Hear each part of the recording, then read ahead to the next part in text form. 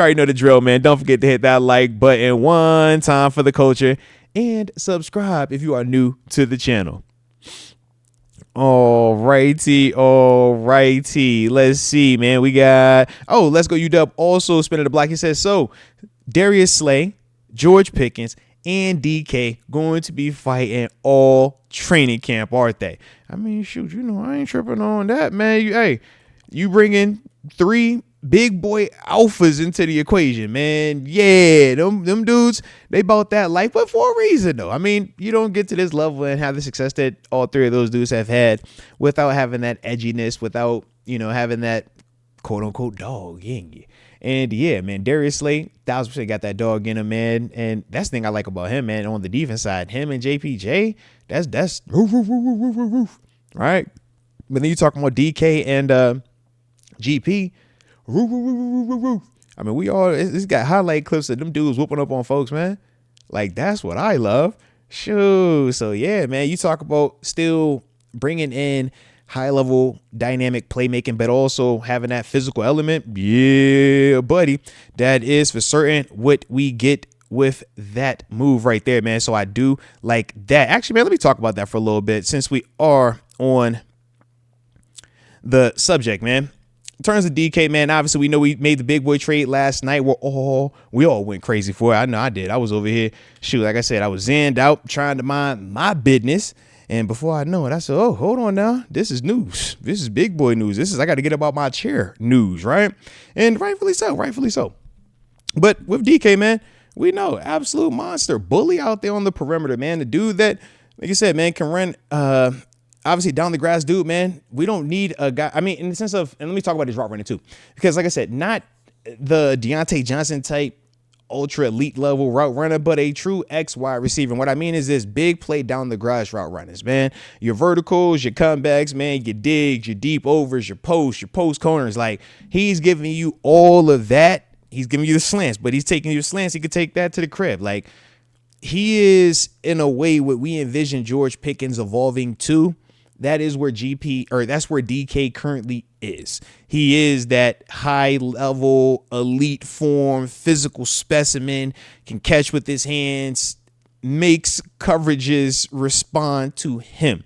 If you come out and play single high and you don't have that safety shaded over to his side, you are stupid. That's the type of guy that DK Metcalf is, because not a lot of people out here can play him one-on-one. Think about how teams were trying to guard A.J. Brown with the Eagles, man. That's essentially the same type of caliber player that DK Metcalf is. And it's funny because they were both college teammates, right? But to me, man, when you're talking about DK, that's one of those receivers that makes it a lot easier to play quarterback here, because you do have that ability to just put it up in the air and he makes you right. But he also generates separation because he is big speed. We all know one of my favorite clips, I talked about it, I think it was 2 weeks ago with TG, was him chasing down Buda Baker after the interception in the end zone when he was with the Seahawks and they were playing against the Cardinals. Runs him down 100+ yards, and you see that big boy track speed open up, but that desire to be great, that desire to win, that I hate losing type vibe, man. And that's something that we need. And when you talk about DK, man, he brings that, but also, like I said, man, the ability to go out there and get 200+ receiving yards in a game. Has that ability to go out there and mush somebody, big boy still farm or hem you up with that blocking as well. He do all of that, or that's what he does, man.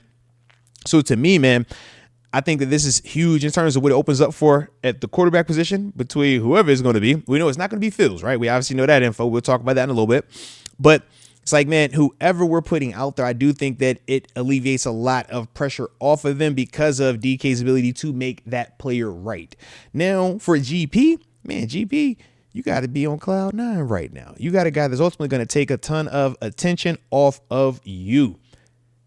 You can't put the number 1 corner on GP because you got to put the number 1 corner on DK. If you put a number 2 corner on DK, he is murdering him. It ain't even close. But we know what GP could do versus number 2 corner as well. So it's like, pick your poison. The other thing I'm excited for is our running game now. Jaylen Warren, bruh. This defense, the defense that you're going to be running into, the boxes that you're going to be facing, man, are night and day compared to what you've been accustomed to because of those 2 guys. They force you to play double high, coverages, man, with your safeties. And that's the part where whoever our quarterback is, and we'll be finding out hopefully sooner rather than later, we're ultimately going to be able to take full advantage of that, man. And like I said, man, really be able to be on the offensive on offense versus playing that, we ain't trying to mess it up. We trying to be, conservative, run that football on occasion, take a shot.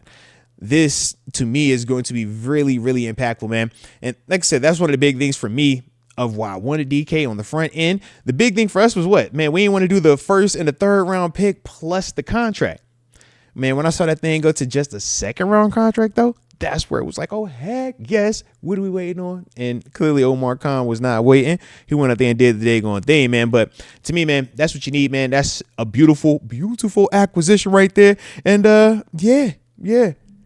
The dividends that are going to be paid off of that one, man, I'm super excited about. I don't know. Another guy who should be excited is Muth as well, man. All right.